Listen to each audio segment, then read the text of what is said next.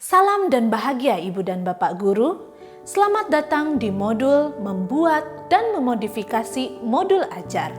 Sebelum membuat modul ajar, pada materi kali ini kita mencari tahu dulu apa itu modul ajar, beserta komponen yang ada di dalamnya.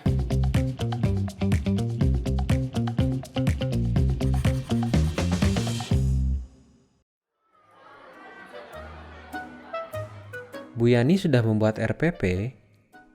Saya pakai RPP dari internet. Minggu depan pengawas sekolah datang. Jadi aman. Apa saya ikut cara Bu Yani ya? Iya, Pak. Mudah, aman pula dari teguran dan sanksi. Kepala sekolah juga pasti senang. Iya sih Bu, tapi bagaimana ya dengan murid? Saya merasa bersalah karena tidak berdasarkan kebutuhan mereka. Kenapa harus capek membuat RPP sendiri, Pak? Toh nanti kita mengajar pakai buku teks saja. Tidak apa-apa, Pak. Murid juga tidak akan tahu, kan? Merencanakan pembelajaran itu kan gak bisa asal Bu. Harus disesuaikan dengan kebutuhan murid, latar belakang, tempat tinggal, juga kemampuannya. Itu sangat penting dan akan berdampak ke murid, Bu. Bikin susah diri sendiri. Terserah Pak Tengku saja. Namanya juga guru Bu Yani. Semua yang kita lakukan demi kepentingan murid. Ibu dan Bapak Guru, dari percakapan tadi, Pak Tengku menekankan bahwa membuat RPP sesuai kebutuhan murid itu penting. Sementara Ibu Yani ingin aman dengan cara praktis, menghindari teguran kepala sekolah dan pengawas. Nah, apa pendapat Ibu dan Bapak Guru tentang rencana pelaksanaan pembelajaran? Lalu, apa ya kaitannya dengan materi modul ajar ini? Mari kita simak penjelasan berikut. Modul ajar merupakan salah satu perangkat ajar, sama seperti RPP atau lesson plan, yang memuat rencana pembelajaran di kelas. Namun, modul ajar memiliki komponen yang lebih lengkap dibanding RPP. Apa saja komponen modul ajar? Yuk kita lihat bersama. Mari kita lihat contoh modul ajar IPAS fase B berikut. MA IPAS ini disusun untuk 1 unit materi atau 5 kali pertemuan. Jumlah pertemuan dalam MA tentunya akan menyesuaikan dengan alokasi waktu dan TP yang kita buat saat menyusun ATP. Terdapat beberapa komponen dalam MA, yaitu fase capaian pembelajaran atau CP, jumlah jam pembelajaran atau JP. Bagian ini disesuaikan dengan alokasi yang sudah kita tentukan di awal. Mode belajar yang kita gunakan apakah daring, luring, atau campuran. Tujuan pembelajaran yang sudah kita tentukan saat menurunkan capaian pembelajaran menjadi ATP. Di contoh ini terdapat 3 TP. Dimensi Pancasila, yakni dimensi profil pelajar Pancasila mana yang dapat dipenuhi dengan pembelajaran pada MA ini.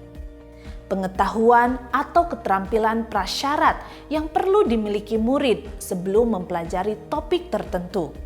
Kompetensi awal merupakan ukuran seberapa dalam modul ajar ini dirancang.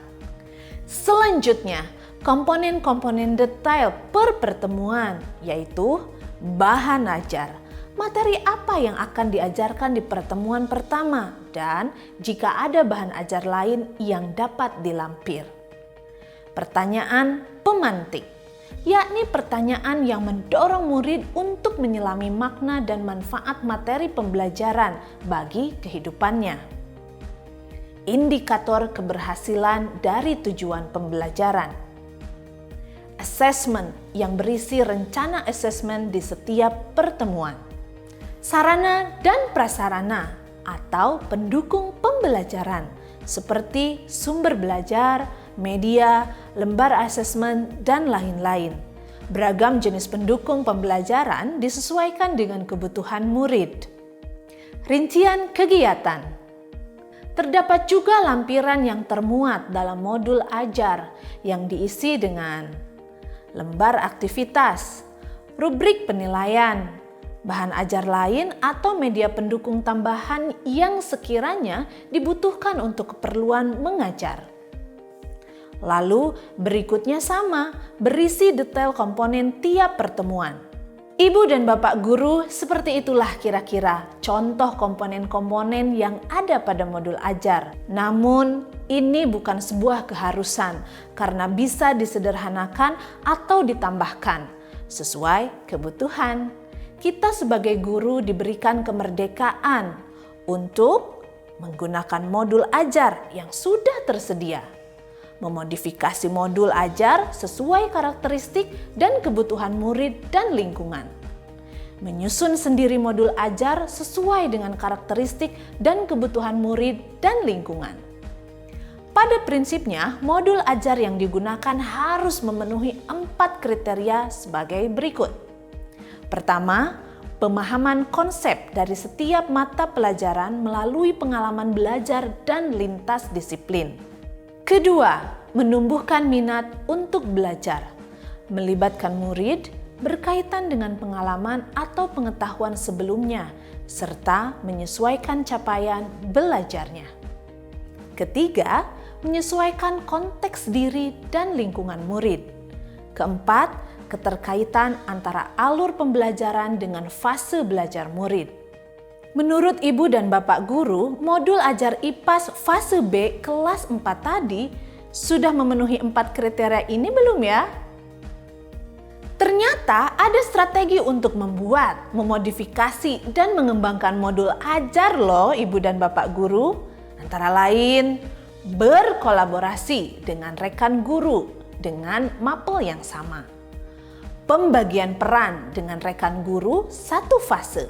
Misal pembagian penanggung jawab modul ajar, kemudian membagi pengalaman dan pengetahuan kepada rekan guru lain.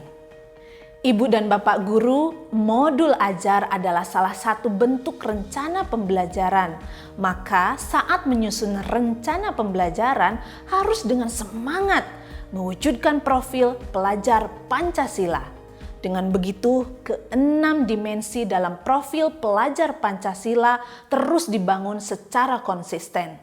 Selamat belajar dan mencoba Ibu dan Bapak guru hebat. Salam dan bahagia!